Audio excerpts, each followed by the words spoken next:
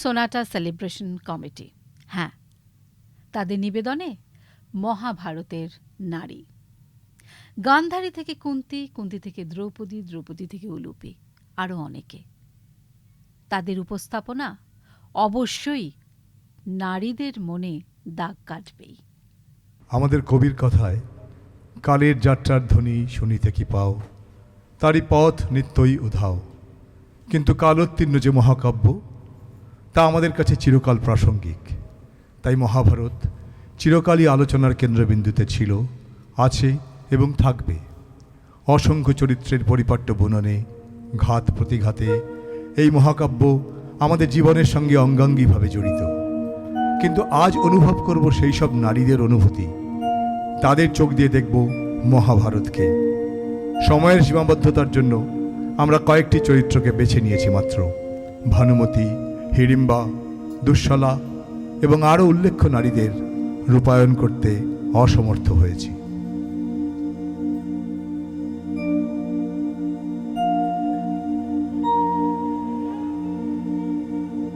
আমি গঙ্গা, মর্তলোকে এসে রাজা শান্তনুকে বিয়ে করি শাপগ্রস্ত অষ্টবসুগণকে উদ্ধার করতে। 3টি শর্ত ছিল। রাজা সম্মত হলেন। গর্ভধারণের পর 7 পুত্রদের নদীতে ভাসাই। 8মবার রাজার ধৈর্যচ্যুতি ঘটল, তাই পুত্রকে নিয়ে রাজমহল ত্যাগ করি। পুত্রকে উপযুক্ত করে ফিরিয়ে দিয়েছিলাম। ভীষ্ম বারবার অন্যায় সহ্য করেছে, কিন্তু দায়িত্ববান থেকেছে। দেবব্রত থেকে ভীষ্মে উত্তীর্ণ হওয়া কি অতই সহজ? পুত্র স্নেহে অন্ধ ধৃতরাষ্ট্র ভ্রাতুষ্পুত্রদের বারবার মৃত্যুমুখে ঠেলে দিয়েছেন। এই যুদ্ধের বড় প্রয়োজন ছিল। দেবব্রতকে কি যন্ত্রণাই সহ্য করতে হচ্ছে। চারিদিকে চিতা জ্বলছে, সরসজ্জায় ভীষ্ম অপেক্ষা করছে মৃত্যুবরণ করার জন্য। অর্জুন, তুমি পিতামহকে সরসজ্জা দান করলে। অভিশাপ দিলাম, পুত্রের হাতে তোমার মৃত্যু হবে।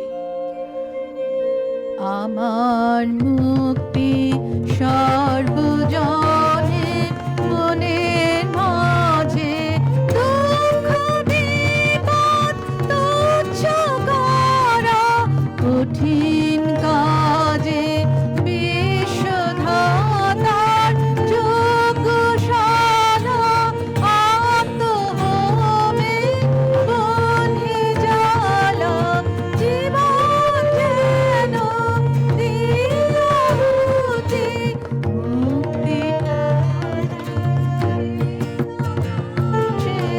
আমার মুক্তি আলো আলো। যুদ্ধ শেষ। আমার জন্যই কি এই বংশ ধ্বংস হবে? অপ্সরার কন্যা আমি, সৌন্দর্যের প্রশংসা পেতাম, কিন্তু অপ্রীতিকর ঘ্রাণের জন্য কেউই কাছে আসতো না। একদিন ঋষি পরাশর আমায় কামনা করলেন। কুমারী আমি, মিলনে অস্বীকার তো করবই। মুনিবর ওই ঘ্রাণকে সুবাসিত করার বর দেন। এইটুকু লোভ আমার হবে না? এরপর শান্তনু আমাকে রাজমহিষী করতে চান, তাকে ফিরিয়ে দিলাম। গঙ্গা পুত্রের ত্যাগ নিষ্ঠা দিকে অভিভূত বিচিত্র বীর্য সিংহাসনে বসে। বিবাহের 7 বছরেও কোনো সন্তান হলো না। পুত্র ব্যাসদেবকে আহ্বান করলাম। বধূদের সন্তান বা ভাবি রাজাকে চাইব না। ভীষ্মকে দায়িত্ব সঁপে বানপ্রস্থে গেলাম। এই যুদ্ধে এত মৃত্যুর দায় কি আমারও নয়? ঘুমিতে পারিলাম না যে, মোহে মলিনতা। পাপী জনম শরণ প্রভু। মুড়িয়ে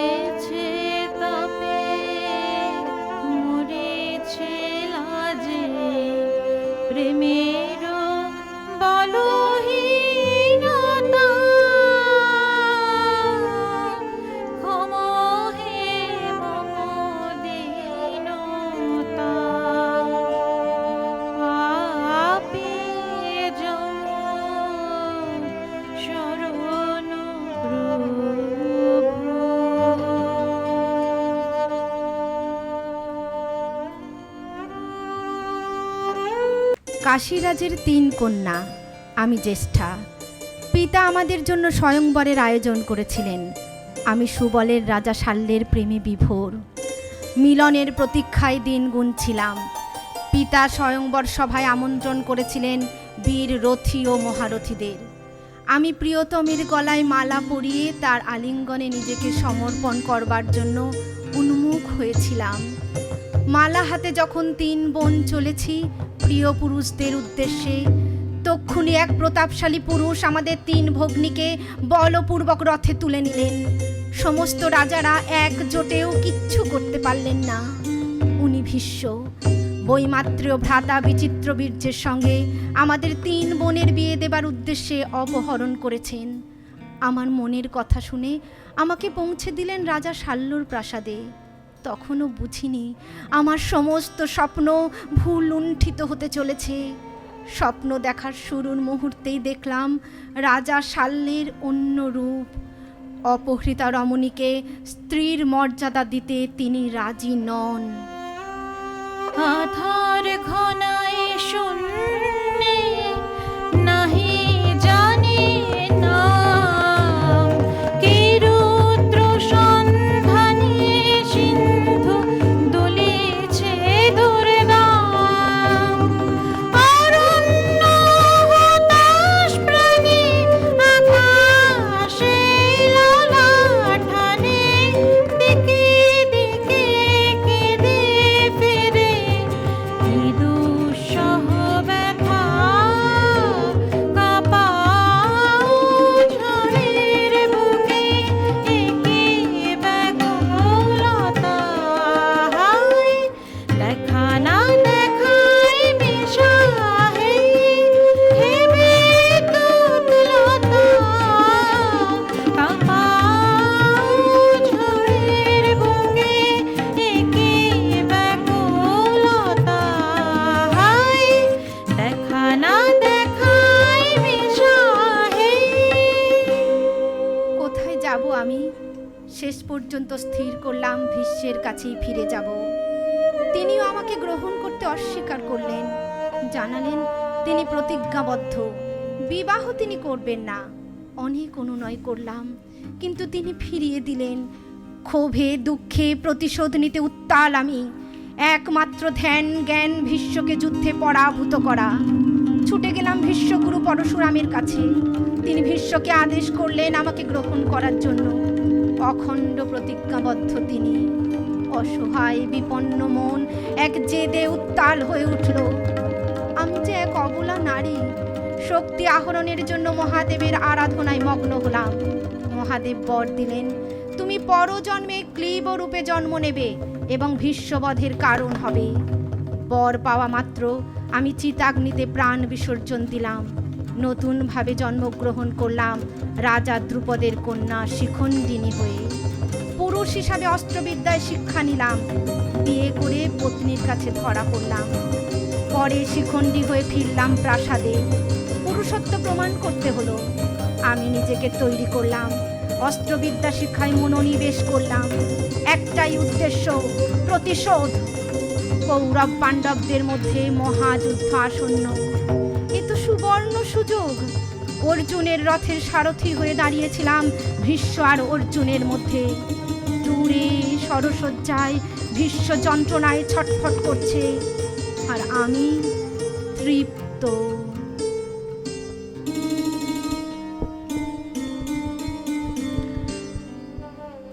হে কৃষ্ণ প্রভু, এ কি করলে তুমি? শতপুত্রের মৃত্যু দেখার জন্য আমায় বাঁচিয়ে রেখেছিলে। আমার কি দোষ ছিল বলতে পারো? আমি গান্ধার রাজকন্যা। পিতা আমার বিবাহ দেন অন্ধ রাজকুমার ধৃতরাষ্ট্রের সাথে। আমি পতিব্রতা এক নারী। অন্ধ রাজপুত্রের সাথে গাঁটছড়া বাঁধতে হয়েছে বলে আমি নিজেকে সেই মানুষটির সাথে শুধুমাত্র একাত্ম করতে চেয়ে বস্ত্রখণ্ড দিয়ে আমার চোখ বেঁধেছিলাম বিয়ের রাত্রেই। পিতার নির্দেশ অমান্য করিনি, কর্তব্য পালনে কার্পণ্য দেখাইনি। তবে কেন এমন হলো প্রভু? সিংহাসন থেকে নিজে বঞ্চিত হয়েছেন। আশা ছিল জ্যেষ্ঠ পুত্র সিংহাসনে বসবে। যুধিষ্ঠির জ্যেষ্ঠ হওয়ায় সেই যুবরাজ হিসেবে অভিষিক্ত হলো। আর্যপুত্রের প্রচ্ছন্ন সমর্থন দুর্যোধনকে দুর্বিনীত করে তুলল।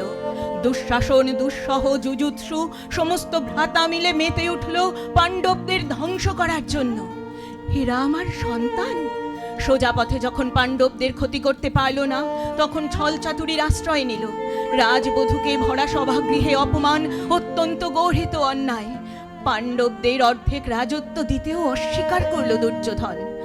যুদ্ধ অনিবার্য হয়ে গেল। আমার কি উচিত ছিল না নিজ পুত্রকে রক্ষা করা? যুদ্ধ জয়ের আশীর্বাদ চাইতে এলে পুত্রকে বলতে পারলাম না বিজয়ী হও, বললাম ধর্মের জয় হোক। পুত্র স্নেহে অন্ধ হয়েছিলাম একবার। যুদ্ধের ৭০ দিনে আমার অর্জিত পুণ্য ফল দিয়ে দুর্যোধনকে রক্ষা কবচ পরাতে চেয়েছিলাম। স্নান করে নগ্ন হয়ে আসতে প্রস্তুত মূর্খ দুর্যোধন তোমার কথায় নিম্নাঙ্গ আচ্ছাদিত করে মায়ের সামনে এসে দাঁড়ালো। পারলাম না রক্ষা কবচ পরাতে। দৃষ্টিশক্তি বাধা পেল আচ্ছাদিত অঙ্গে। কোথায় ধর্মের জয় হলো? তুমি তো ভগবান, সব তোমার ইচ্ছেই হয়। তুমি ছল চাতুরীর আশ্রয় নিতে পারো। সব জেনে ভীমকে আঘাত করতে বললে ওই অংশে। পুত্রদের ঠিক মতো মানুষ করতে পারিনি। সমস্ত দায়িত্ব কর্তব্য পালন করে আমি ক্লান্ত। ক্লান্তি আমার ক্ষমা করো প্রভু, পথে যদি পিছিয়ে করে কবু। ক্লান্তি আমার ক্ষমা করো প্রভু।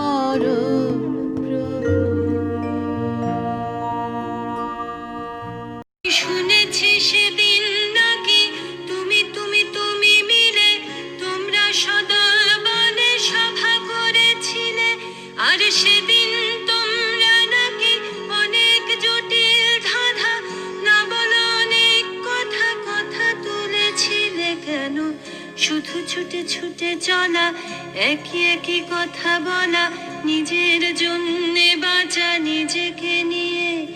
যদি ভালোবাসা নাই থাকে, শুধু একা লাগে, কোথায় শান্তি পাবো?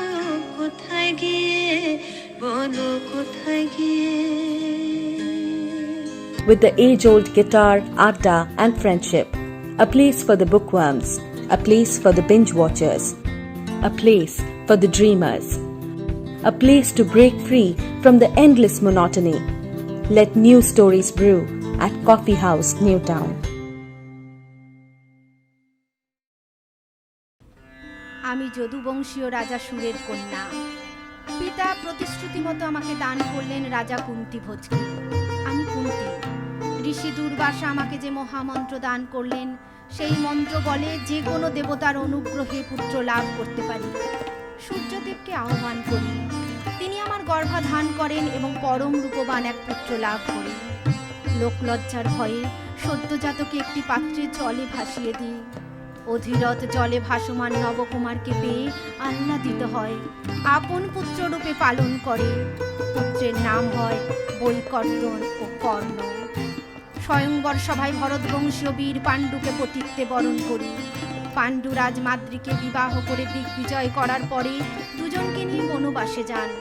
সেখানে দুর্ভাগ্যবশত মৃগরূপী ঋষিকুমার কিমিন্দম রাজাকে অভিসম্পাত দেন। ভার্যার সঙ্গে আলিঙ্গনাবদ্ধ অবস্থায় তোমার মৃত্যু ঘটবে। মহারাজ বানপ্রস্থ পুত্র কামনায় অস্থির হয়ে উঠলে আমি মহর্ষি দুর্বাসার মহামন্ত্র স্মরণ করে ধর্ম, বায়ু, ইন্দ্র ও অশ্বিনী কুমারদ্বয়কে আহ্বান করলে আমি যুধিষ্ঠির, ভীম ও অর্জুনের জননী হই ও মাদ্রী, নকুল ও সহদেবের জননী হয়। অভিশাপ বিস্তৃত হয়ে মহারাজের মৃত্যু হয়। মাদ্রীয় মৃত্যুবরণ করলে আমার জীবনে নেমে আসে অকাল বৈধব্য ও পঞ্চপুত্রের গুরু দায়িত্ব। অতঃপর হস্তিনাপুরের অস্ত্রচালনা প্রতিযোগিতায় অর্জুনকে দ্বন্দ্বযুদ্ধে আহ্বান করে সহসা আমার জ্যেষ্ঠ পুত্র কর্ণের আবির্ভাব। আজও মনে পড়ে অস্ত্র পরীক্ষার দিন হস্তিনা নগরে তুমি ধীরে প্রবেশিলে তরুণ কুমার রঙ্গস্থলে। নক্ষত্র খচিত পূর্বাশার প্রান্ত দেশে নবোদিত অরুণের মতো যবনিকা অন্তরালে নারী ছিল যত, তার মধ্যে বাক্যহীনা কে সে অভাগিনী অর্জুন জননী সেজে।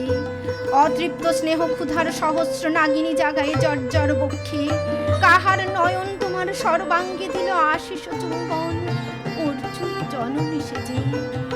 সৌভাগ্যবশত আমরা চতুর্গৃহ থেকে পরিত্রাণ লাভ করে রাজকন্যা পাঞ্চালীর স্বয়ংবর সভায় লক্ষ্য ভেদ করে অর্জুন, কিন্তু মাতৃবাক্য রক্ষার উদ্দেশ্যে দ্রৌপদীকে পঞ্চপাণ্ডব পত্নী হিসাবে স্বীকার করে নেয়। আমার এই অমার্জনীয় অন্যায়ের মূল্য দিতে হলো পাঞ্চালীকে। কুরুক্ষেত্র যুদ্ধ শুরু হলো, আবার আমার অগ্নি পরীক্ষা। আমারই সন্তানদের সম্মুখ সমরের আশঙ্কায় আমি কর্ণের সম্মুখীন হয়ে ব্যক্ত করলাম জন্ম রহস্য। অভিমানী কর্ণ উজাড় করল তার হৃদয়ের ব্যথা। আমি বললাম, হে বৎস, ভৎসনা তোর শতবজ্র সম, বিদীর্ণ করিয়া দিকে হৃদয় মম শতখণ্ড করি। ত্যাগ করেছি তোরে সেই অভিশাপে পঞ্চপুত্র বক্ষে করে, তবু মোর চিত্তপুত্রহীন। যবে মুখে তোর একটি ফুটেনি বাণী, তখন কঠোর অপরাধ করিয়াছি বৎস। সেই মুখে ক্ষমা কর কুমাতায়। অপমান ভুলে নিজ ভ্রাতাদের কাছে প্রত্যাবর্তনের অনুরোধ করলেও সূর্যপুত্র সসম্মানে তা প্রত্যাখ্যান করে। যে পক্ষের পরাজয় সে পক্ষ ত্যাজিতে মোরে করোনা আহ্বান।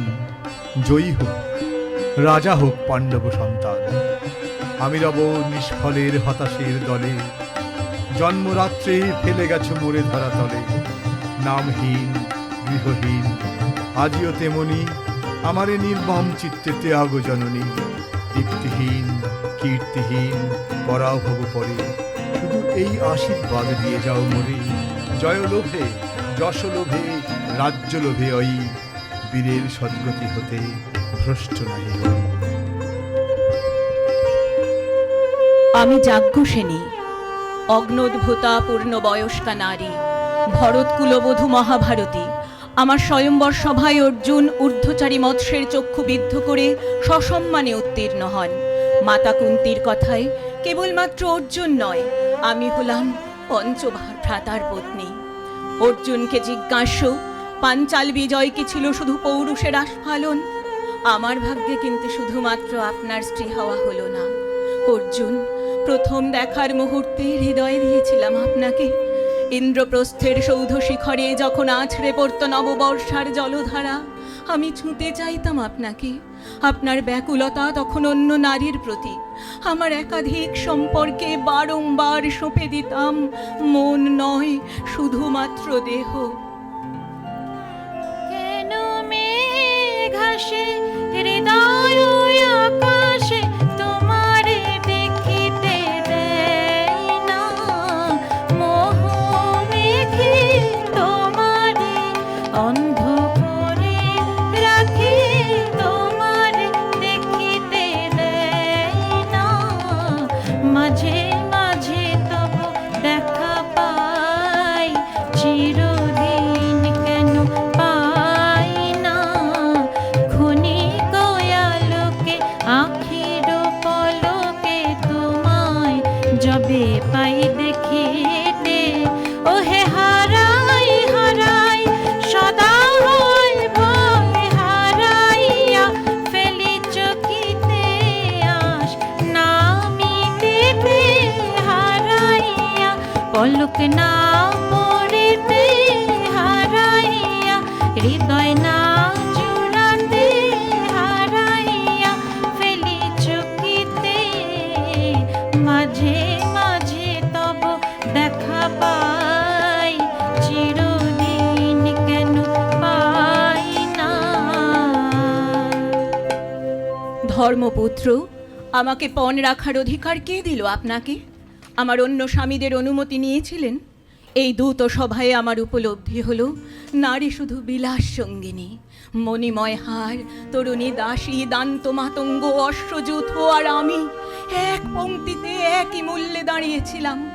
আমাকে দাঁড় করিয়েছিলেন আমারই পঞ্চস্বামী। দুঃশাসন আমাকে টানতে টানতে রাজসভায় এনে হাজির করেছিল। দুর্যোধন দাসী বললেন, অশ্লীল ঘৃণ্য প্রস্তাব দিলেন। কর্ণ বহুগামী নারী বলে অপমান করলেন। কৌরব বৃদ্ধরা মৌন অধবদনে বসে রইলেন। দুঃশাসন বস্ত্রহরণে উদ্যত হলেন। রাজেন্দ্র নন্দিনী থেকে তুচ্ছ নারী হলাম নাথবতী অনাথবৎ। শোক নয়, লজ্জা নয়, প্রেম নয়, নারী শুধু প্রয়োজনের। এখানে কোনো ভেদ নেই পাণ্ডব বা কৌরবদের মধ্যে। আমায় বিবস্ত্র হওয়ার লাঞ্ছনা থেকে রক্ষা করলেন সখা কেশব। বস্ত্রহরণে ব্যর্থ দুঃশাসন ক্লান্ত। মহারাজ ধৃতরাষ্ট্র আমাকে বর দিতে চাইলেন। আমি কৌরব দাসত্ব থেকে মুক্তির প্রার্থনা করলাম। তারপর দূত ক্রীড়ায় পরাজয়। অজ্ঞাতবাসের শেষেও পাণ্ডবগণ হস্তিনাপুরে ফিরতে চাইলে প্রত্যাখ্যাত হয়। কৃষ্ণের দৌত্য ব্যর্থ হয়। সন্ধি নয়, চাই অপমান লাঞ্ছনার প্রতিশোধ। শুরু হলো যুদ্ধ। তুলে ধরলাম সেই নিশান, অবদ্ধকে বধ করলে যে দোষ হয়, বদ্ধকে বধ না করলেও একই দোষ হয়। কুরুবংশ ধ্বংসের মহাকাব্যিক নায়িকা আমি।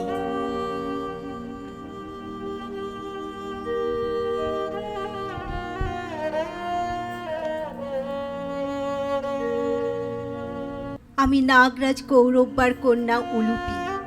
আমার নাম অধিকাংশের স্মরণেই আসে না। অকাল বিধবা আমি। হঠাৎ আমার জীবনে আসেন অর্জুন। আমি মুগ্ধ হয়ে বিবাহের প্রস্তাব দিই। আমি অর্জুনের প্রথমা স্ত্রী। অর্জুনের প্রথম পুত্র ইরাবান আমারই গর্ভজাত। আমাদের দাম্পত্য জীবন মাত্র একদিনের।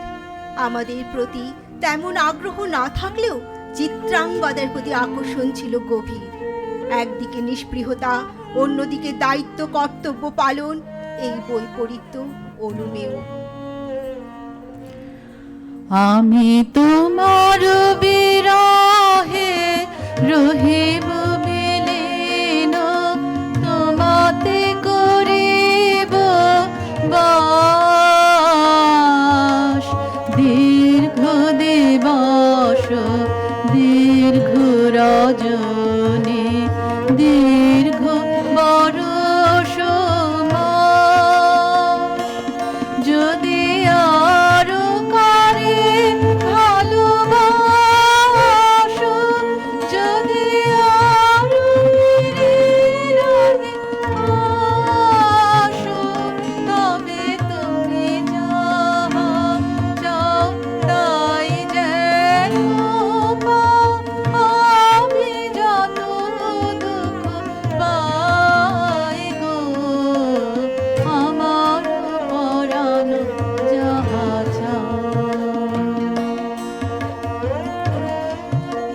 পিতার পক্ষ অবলম্বন করে ইরাবান। অশ্বমেধের ঘোড়া নিয়ে মণিপুর পৌঁছলে বভ্রুবাহন ক্ষত্রিয় ধর্ম পালন না করায় অর্জুন পীড়িত হন। আমার অনুপ্রেরণায় পিতাকে যুদ্ধে আহ্বান করে এবং অর্জুন নিহত হন। নাগমণি স্পর্শে অর্জুনকে সঞ্জীবিত করি আমাকে স্ত্রীর মর্যাদা দেন। আমার উপেক্ষার অবসান ঘটে।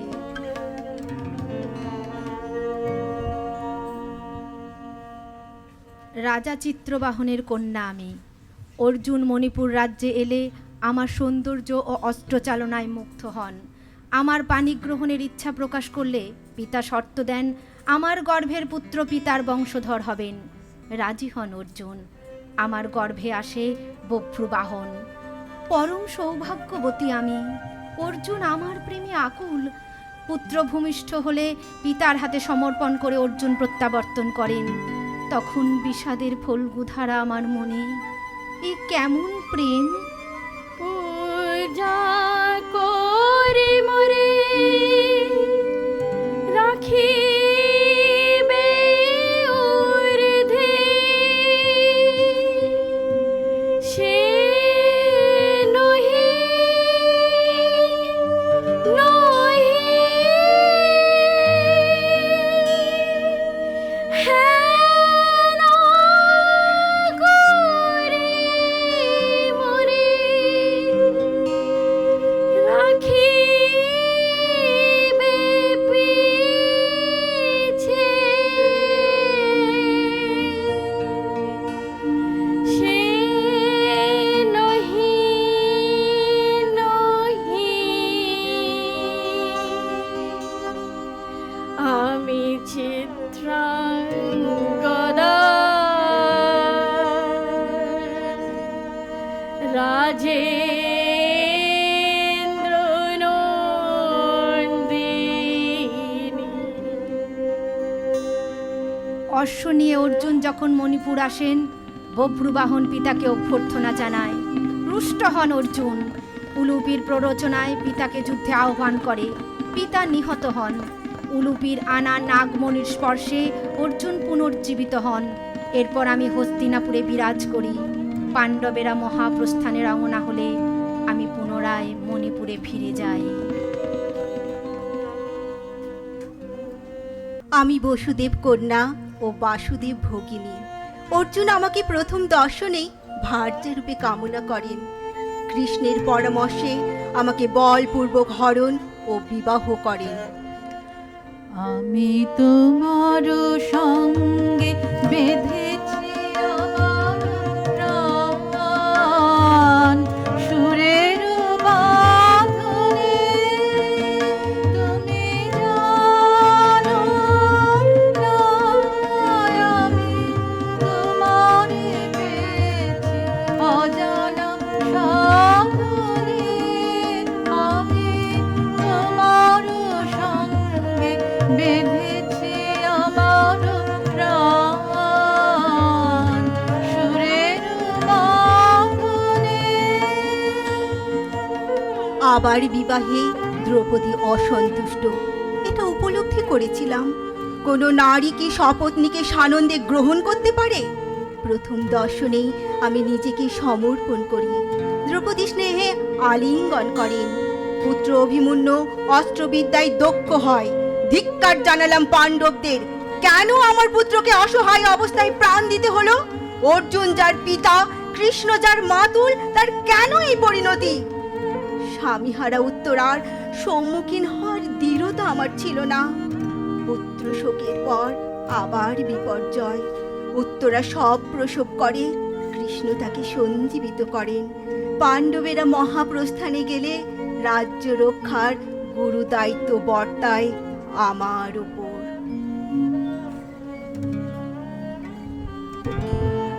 এক নগণ্য নারী আমি। আমার জীবনে বিষণ্ণতার মাত্রা অনেকটাই বেশি। মহাভারতের অত্যন্ত উজ্জ্বল নক্ষত্রের খুব কাছে থাকলেও আমার জীবনে ঔজ্জ্বল্য যথেষ্ট ম্লান। অজ্ঞাতবাসের সময় নির্বাসিত পঞ্চ পাণ্ডব আমাদের রাজ্যে আসেন। মহারাজ বিরাটের কন্যা আমি তখন বালিকা। আমার নৃত্যগীত শিক্ষণের জন্য নিযুক্ত হন বৃহন্নলা। কৌরব কুলগোধনের জন্য বিরাট আক্রমণ করেন। ছদ্মবেশধারী 4 পাণ্ডবদের নিয়ে মহারাজ বিরাট যুদ্ধে রওনা দিলে কৌরবেরা রাজ্যের উত্তর দিক আক্রমণ করেন। নগরে থাকা ভ্রাতা উত্তর রওনা হন উত্তর দিক রক্ষা করতে। যাত্রাপথে বৃহন্নলার পরিচয় জানতে পেরে অর্জুনকে যুদ্ধে অবতীর্ণ হতে অনুরোধ করে নিজেই তার সারথ্য গ্রহণ করে। কৌরবদের পরাজয় হয়। মহারাজ অর্জুনের সঙ্গে আমার বিবাহের প্রস্তাব দেন। আমার শিক্ষাগুরু বলেন কন্যাসমা উত্তরার সঙ্গে তার পুত্রের বিবাহে তিনি সম্মত। আমি উত্তরা এভাবেই বীরশ্রেষ্ঠ কৌন্তের পুত্র অভিমন্যুকে বরণ করি। একথা ভাবলেই আমার গর্ব হয় যে আমি অকুতভয় ক্ষত্রিয়ের স্ত্রী। চন্দ্রপুত্র বর্চা অভিমন্যু রূপে মা সুভদ্রার গর্ভে আসেন। সকলেই জানতেন যে চক্রব্যূহ থেকে নির্গমনের রাস্তা তার জানা নেই। কেউ ওকে বিরত করতে পারলেন না। কথা ছিল অভিমন্যুর পেছনে পেছনে পাণ্ডবরাও চক্রগুহে প্রবেশ করবেন, কিন্তু বাস্তবে তা হলো না। 7 জন মহারথী মিলে এক কিশোরকে নৃশংসভাবে হত্যা করার সময় আপনাদের একটুও বিবেক দংশন হয়নি। আমার গর্ভে তখন তার সন্তান। দূরে আমার হঠাৎ ডুবে যায়,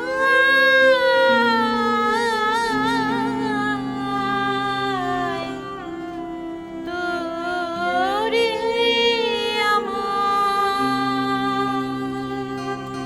কোনখানে রে, কোন পাষাণের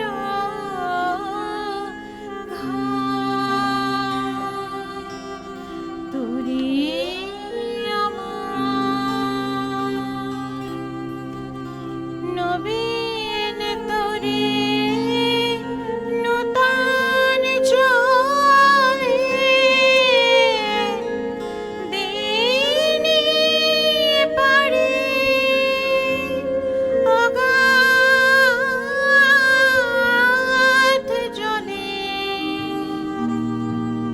বাহি তারে খেলার ছলে, কিনারে কিনারায়